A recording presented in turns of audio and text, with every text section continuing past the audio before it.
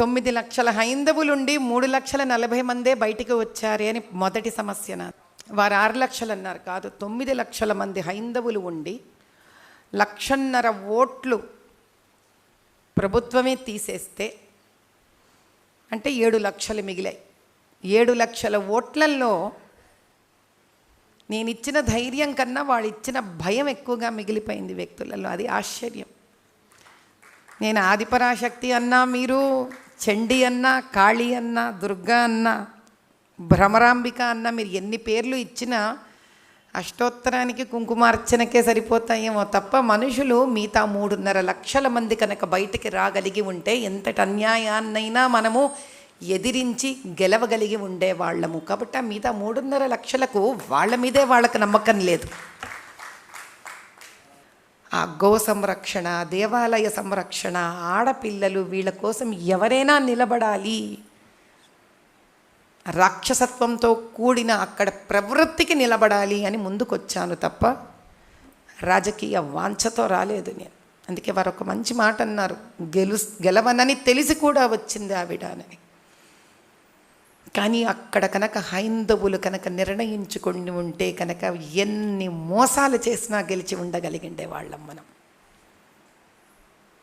ఎందుకంటే హైందవుడు అంటే కొన్ని 100,000 ముక్కల కింద నరకబడ్డ కులాలు. మనలో మనకి కొట్లాడుకోవడానికి పనికొచ్చిన కులాలు మనని ఒకటి చేయడానికి పనికి రాలేదే. నేను ఓడిపోయానంటే ఓటమి నాది కాదు, మనందరిది. నేను కాదు ఓడిపోయింది, మనం ఓడిపోయాం. గెలిచే శక్తి ఉండి మనం ఓడిపోయాం. ఆ పాత బస్తీలో దీపం పెట్టడానికి కూడా కష్టమని తెలిసి కూడా దేవాలయాన్ని కాపాడుకోవడానికి అందరి కులాలు ఒకటి కాకపోవడం మన దురదృష్టం. ఇంటి నుంచి వెళ్ళే ఆడపిల్ల ఒక ఓల్డ్ సిటీలోనే కాదు, రాష్ట్రంలోనే కాదు, దేశంలో కూడా ఎవరైనా ఎక్కడి నుంచైనా ఆ అమ్మాయిని హింస పెట్టవచ్చని తెలిసి కూడా మన కోసం వచ్చిన మన శక్తిని మనము గెలిపించుకోలేకపోవడం మన దురదృష్టం. చాలామంది నాతో అంటారు, ఇంకేముందిలే అమ్మా అయిపోయింది, ఈసారి నువ్వు గెలుస్తావులే. ఏసారి ఇలా ఉంటే గెలవం మనం, ఇది నిజం.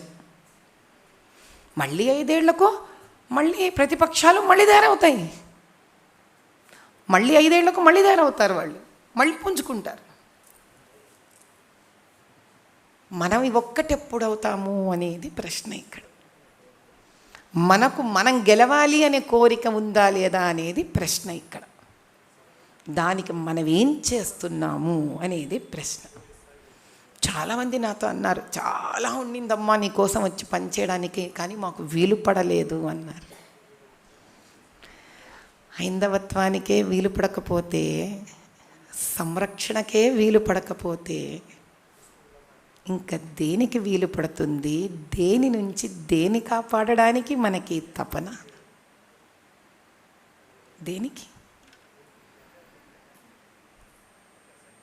చాలా ముఖ్యమైన విషయం ఏంటంటే, అన్నం లేని వాళ్ళకి అన్నం పెట్టడం ఎంత ముఖ్యమో, ఈ దేశం ఉనికే సనాతన ధర్మం, సాంప్రదాయాలు, దైవము, పండుగలు, సభ్యత, సంస్కారం, పద్ధతులు,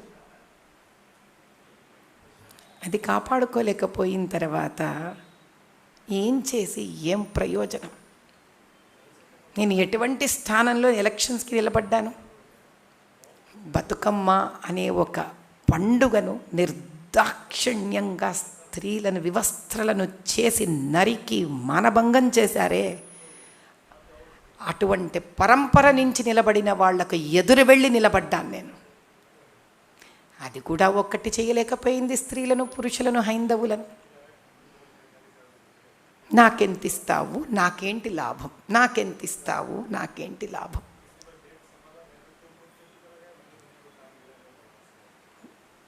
ఈ దేశాన్ని ఆ పరమేశ్వరుడే కాపాడాలి.